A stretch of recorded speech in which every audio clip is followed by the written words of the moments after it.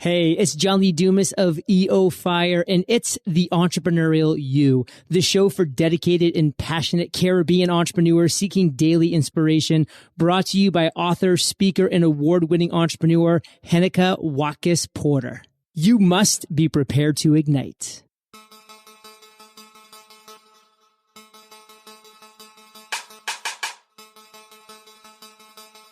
Hello, everybody. How are you doing today? Welcome to episode 109. Yes, 109 of the Entrepreneurial You podcast. I'm Heneka Watkis-Porter. Today's episode is with Jack Kosakowski. Jack consults, trains, implements, and executes with some of the top B2B sales team globally on how to integrate social media into the traditional sales process. He speaks at some of the largest sales, marketing, and leadership conferences globally and has been called the most passionate social selling evangelist in the field. So, of course, I'm looking forward to having this conversation. We're going to be talking about incorporating social media into your traditional sales process. Welcome, Jack. Well, hello. Thanks for having me. Awesome. Now, before we dive right in, have you ever visited Jamaica? Yes, I have. Actually, my wife and I went on a honeymoon in Jamaica. Yay. What better place to honeymoon than in Jamaica? It was amazing. One love indeed. Yep. So what's your favorite memory of being in Jamaica outside of being on your honeymoon, of course? So my favorite memory was that we took a taxi. We met a local guy that took us around. Is it Ocho's Rio? Is that where we were? Ocho Rios, yeah. Mm-hmm. So we were staying out of Sandals in Ocho Rios, and he was like, hey, one day or tomorrow, why don't you just let me drive you around kind of like the town and, kind of see like the local people. And it was like, it just was really, really cool to see such, I wouldn't say such a different lifestyle, but like, the real lifestyle. Yeah, like the real Jamaican lifestyle, like, getting off of the resort and, kind of like the fantasy world, but like seeing people in their real element. I thought, just it like anything like that from a culture perspective, I always believe makes you kind of stronger and have a better outlook on life in many different forms. Absolutely. I mean, when I travel to, I love, the comfort of all-inclusives, but there is nothing like actually being in the streets, with the people and feeling the vibe and soaking up the energy, the authentic energy. So I love that. All right. So we're going to be talking, as I mentioned, incorporating social media into the traditional sales process. Now, first, Jack, talk to us about your expertise and your journey to being where you are now. Yeah. So, kind of where I was at is I've been in sales for all of my career. So starting at 21, working at the front desk of a hotel, I don't think a lot of people realize, but that's a sales job, right? You're trying to, it's a sales customer service job because you're trying to retain people. And there's so many different elements of that. So that's kind of where I got my start. And then, I went into selling pay-per-click in the very, very beginning when Google had just kind of rolled that out. And then I've done so many different jobs. I was, assistant director of admissions at a nursing school, which is sales, trying to sell people into a degree. And then I worked in manufacturing. Then I got my start in SaaS and tech about 5-6 years ago.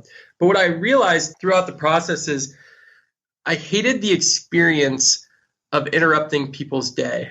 And I hated asking for something that I felt like I hadn't earned or that I, didn't deserve. And there's two things, right? You're asking for people's time, you're asking for people's money. And I think what most people don't realize is that it's really, really easy to write a check for somebody, but it's really, really hard to get somebody's time. And people value their time more than their money in most cases, right? Especially the richest people in the world. They'll tell you their time is way more valuable than their money.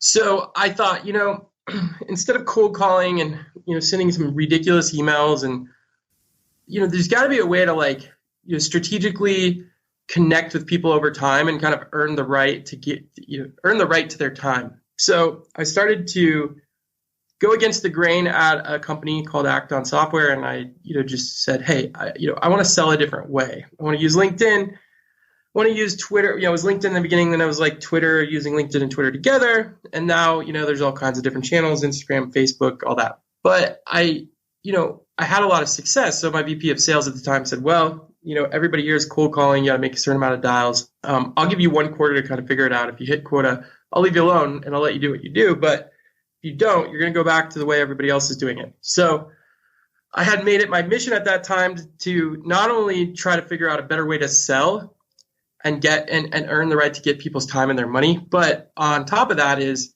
I just had a passion for it. I figured out that wow, I just really love this, kind of puzzle piece of conversation and how to get conversation started using content and different, elements of what they used to call marketing is now kind of blurred the lines to sales and marketing.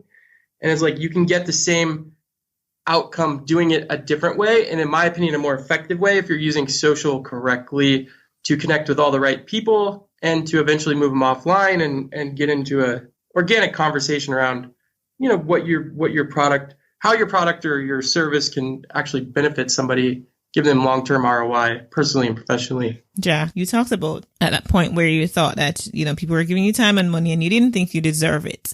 No, go a little more in depth in what you mean by that. Well, I mean, we're all inundated with people asking for our time and for our money. And I think we've gotten to the point as buyers is we just don't even see a sales message anymore. If anything, it just ticks us off, right? We're oh God, I'm not, this person, I'll never give this person my time or their money because this is the first experience that I had with them was them asking for my time and my money with no true value or effort in trying to either personalize the message, enough to know that I've done some research on them. But on top of that, even if they've done some research, you could have, what can you do for me first? And what kind of personal and professional value can you give to me first before you ask me for something? And I think I just personally hate getting cold called. It just interrupts my day. And, we all kind of have to be productive and we block, smart people block off their day. For me, I don't like to be interrupted, right? Interruptions kill my productivity. So I just feel that there's a more strategic way that we can all try to sell our services and try to sell our products. And, digital, there's so many aspects of digital and social and how to do it effectively and let people experience it in a good way. Okay. So what I'm hearing you saying is that we need to lead with what's in it for me, knowing that everybody, I always say on this podcast that everybody is tuned into the station WIIFM, what's in it for me, right? And so when we lead with that, I too hate cold calling, and I hate doing it. Yes, I do it sometimes, but I really hate doing it because I realize that's not the best. And the more I go deeper into, being online, having this presence online, I recognize that it's more effective when I lead with some form of value. So, for example, when I reached out to you to be on the podcast, right? And I share that, and I'm sure it's adding value to you somewhat, right? It's not just me getting you on the podcast, but of course your message is being spread as well. So, it's equal benefit to both of us. So I get what you're saying totally. Now, we've talked a little about the traditional way of doing it, the sales process where we do a lot of these cold calls. Now, what else about the traditional process you think that we've been doing wrong? Well, I don't want to say anybody's been doing it wrong. I do believe that everybody's kind of got their strengths and their weaknesses. And you know what? I'm not against cold calling, right? I mean, I think there's some brilliant people that I know that can cold call their way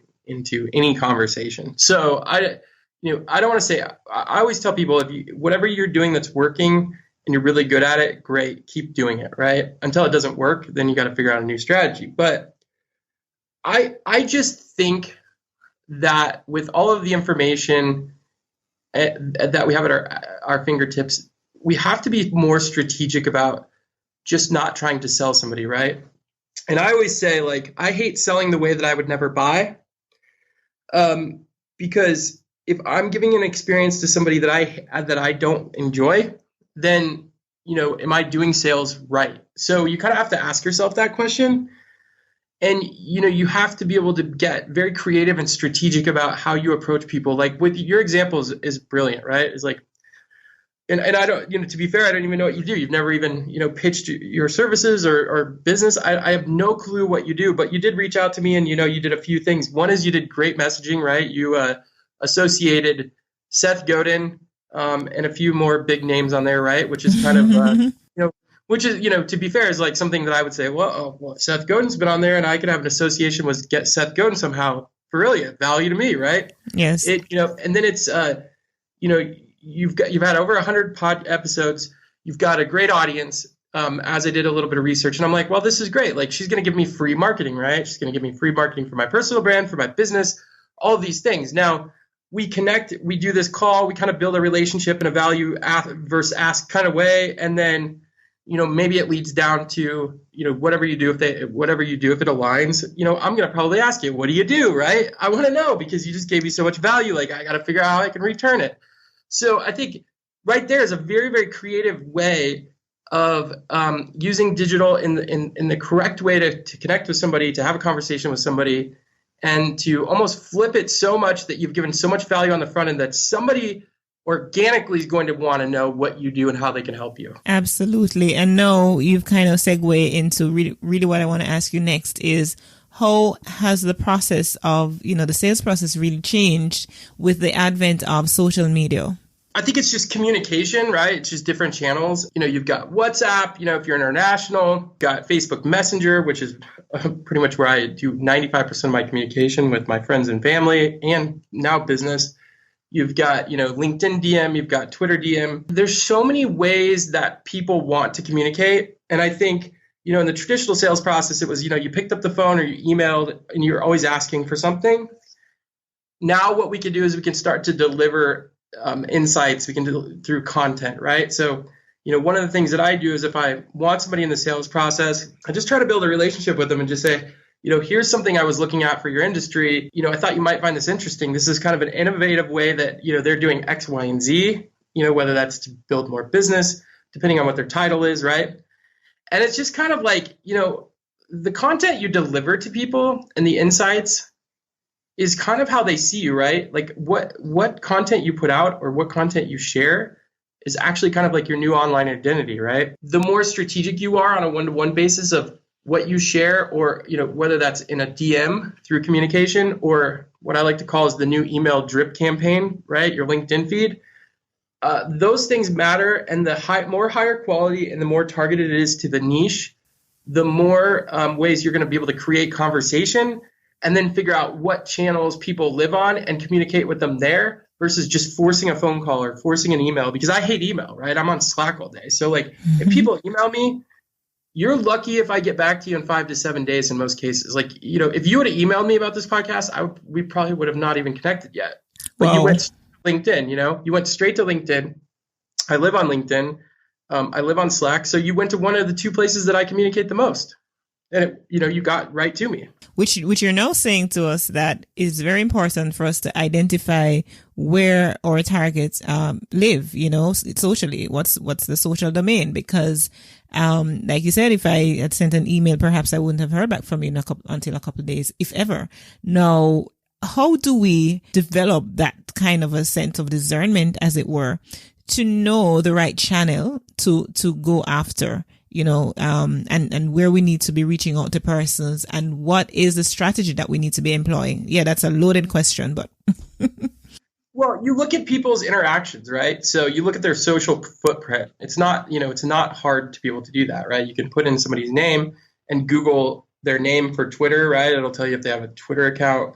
You can, go to LinkedIn and put their name and their company, right? It'll tell you if they're on LinkedIn. And then you just kind of look like, depending on how active somebody is, will tell you whether or not where they live.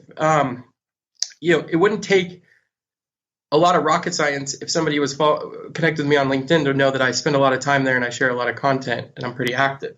The other thing is on LinkedIn now, they give you a green light, right, in your DM. So it tells you if somebody's online. So you can actually see when somebody's online and determine when you're going to do that message. Now, on the flip side, if you go to somebody's LinkedIn and you're trying to prospect them and they haven't been active on LinkedIn 3 months. They don't even have a Twitter profile. They have no Facebook page. They're not on Instagram. Well, then that's probably somebody you need to email and phone call, right? So you kind of like just have to use a little bit of common sense through research to really figure that out. But people tell you where they live by their activity. And so now you found out where they're living. And, what are some of the things that we need to be thinking about in terms of interacting? Because how you interact on Facebook is definitely different from the interaction on LinkedIn. Oh, and so I think about it like this. There's a 3-step process. How do I get visible to somebody, valuable to somebody, and connected to somebody? And then, be able to move that offline. And, that might start offline, right? Through a cold call if somebody has no digital footprint, or a cold email. But in most cases, if they have a social or digital footprint, what content are they sharing, right? What content are they writing? If somebody's writing content, it is like the holy grail to start a conversation, because all you have to do is become an advocate, right? If I wanted to talk with you and I saw that you had a podcast, and I shared that on my LinkedIn and tagged you and said, wow, what a phenomenal interview with X, Y, and Z. I tagged them, and then I tag you and say, this is one podcast you have to listen to. Then I went to Twitter and I tweeted it out and I tagged you in it, said the same thing. What happened is I just gave you two what I like to call dingers, right? I got visible because your Twitter notification went off, your LinkedIn notification went off. I got valuable because I just gave you amplification and visibility into my network, right? So you're obviously like, hey, this is great. I worked really hard to put this podcast together and create this content. And the hardest part is getting it out there, right? You need advocates in order for you to scale, more viewers per se. And, there's other ways to do this. Is if somebody's sharing content and they're not creating it, are you liking that content? Are you, going in and commenting and saying, hey, I love this article. Like, I was just curious, I'd love to get kind of your insights on points A, B, and C and how you guys are doing this. Because the online conversation are touches in the sales process, right? And the first touch is to get visible to somebody, just to let them know that you even exist. The second is to get valuable. And what I like to say is that's where you start conversation, or you amplify a message, or you become an advocate for somebody. You give them your network. Then the third part is, connection, right? That's sending it, and not just going and blind invite somebody, but hey, I just noticed, we just engaged a little bit on your post, I just listened to your podcast. Hey, I just listened to your podcast, sending you a DM on LinkedIn. Would love to get connected so I can, share all this great content in the future, right? Then the next step is the offline, right? If you get visible, valuable, and connected to somebody, you've done your job online. And then sometimes it might be to pick up the phone and or send a cold email or send a cold DM. But at least you've kind of warmed it up. And then you just personalize that message as much as you can through the interactions you've had. And if you do that strategy, you're going to win 50% more time than you are doing anything else. I mean, it's just a science. So I call that V²C, visible, valuable, connected.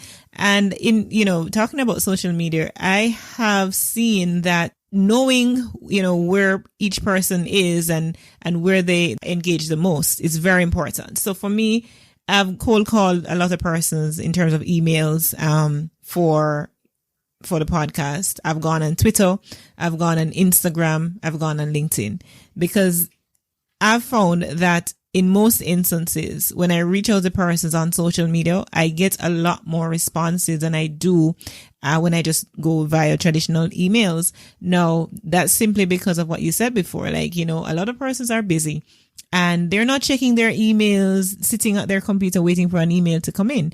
They're perhaps getting on social because they want to develop relationships, and you don't necessarily get to develop a relationship through an email. Well, it still happens, but not predominantly as you would on social, because people are becoming more social now than ever. Now, what I want to get from you, Jack, is how do we measure the impact of social selling? Well, you measure it just like anything else. I mean, if you've got a CRM or whether that's a small one or a free one like HubSpot, you just document everything and where you started the conversation, right? You can put lead sources in there and so forth. But I think you have to be very targeted. So I always say, take your target 50 accounts or take your target 50 decision makers and your dream accounts and work them one by one, right? Maybe 10 a week or 15 a week, however you want to do it, whatever you feel like is manageable, and do a certain amount of touches and see where it goes. If you're not strategic and you don't narrow it down to a targeted amount of accounts or a targeted amount of people, you'll really kind of be all over the place, which is where most people are on social. They've got all these interactions going on, but there's no like fine area of focus of what they're trying to actually achieve and the outcome. And there's no strategy around how to get there. So, you got to be smart about it. Otherwise, you'll just get lost in translation and, social media will become a time suck. I just got from what you just said a while ago, just a little strategy that I can share with our peak performers. So from your visible, valuable, connected, just let's say, for example, we select 3 or 5 of persons on each platform. So if we're on all of these platforms, we can select instead of trying to touch everybody, because when you try to be in front of everybody, you get seen by nobody, right? So touch maybe 3 to 5 persons on each of these platforms in terms of really wanting to build, the objective of building a relationship, that can translate into monetary value down the road. But start with trying to establish a solid relationship, and then you move forward. So I love that.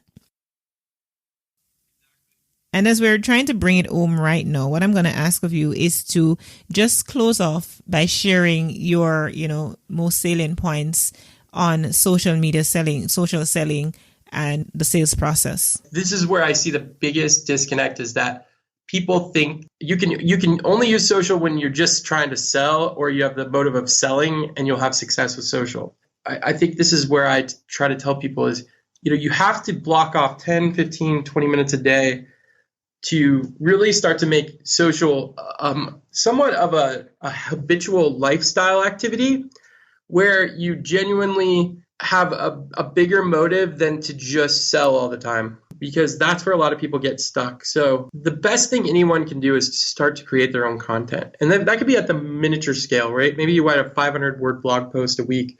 You start your own little podcast where you just interview cool people in your target market, and use it maybe even as somewhat of a prospecting activity as well. But you really can't just think about social as just a sales tool, because if you do that, you're going to kill yourself. So you've got to start to figure out how to make it part of your lifestyle, because that's where people really, really start to be more attracted to you. And that's where really, in the end, that's where you really get your sales conversations, is just being yourself, being consistent in the content you share, and even the lifestyle that you live, kind of sharing that in a very creative way. Absolutely. So the ulterior motive shouldn't only be just about selling, but it really is about building relationship that expands way beyond that. Absolutely. My guest today has been Jack Kosakowski, and we've been having a wonderful time. We've talked about social selling and how it can help in the sales process. He's left with us what I call V square C, which is visible, get valuable, get connected. And in the long run, it augurs well for all parties involved. Jack, it has been a pleasure having you on the Entrepreneurial You podcast, and I certainly look forward to engaging with you further on social media. Yeah, thanks for having me. This was great. Absolutely. Now, my peak performers, I thank you so much for tuning in to this episode with Jack. I so look forward to connecting with you next week. Until next time, I'm Heneka Watkis-Porter. Remember to visit henekawatkisporter.com. and just to see which of the programs will serve you best. As your inspirational leader, I have several resources that can leverage, your growth, that you can use to level up. You can check out my online courses if you want to learn how to podcast, or if you want inspiration, there are books there for you. If you want to be a better leader, or a leader worth following, and you're in Jamaica, then you need to book for LeaderCast Kingston that is happening on May 10. I'm also an affiliate for some of the best resources, such as John Lee Dumas's Mastery and Freedom Journals, as well as Podcasters Paradise. So visit henekawatkisporter.com and you will find value to help you on your leadership and entrepreneurial journey. Remember, you were born to win, but to be a winner, You must plan to win, prepare to win, and expect to win. What good? We needed to raise capital, but our experience with local financial institutions was that they were cautious and slow to act, and interest rates were far too high. We had real concerns about financing our business through outside equity investors and the possibility of interference. Could we get a fair valuation for our business?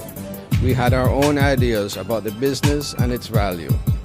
Should I go the traditional route of bank financing, or should I try the Jamaica Stock Exchange? So we made a call and experienced transformation of our business through conversations. I'm John Mahfood, CEO of Jamaican Teas, and we're listed on the Jamaica Stock Exchange. Give us a call today at 876-967-3271 to begin your transformation through conversation.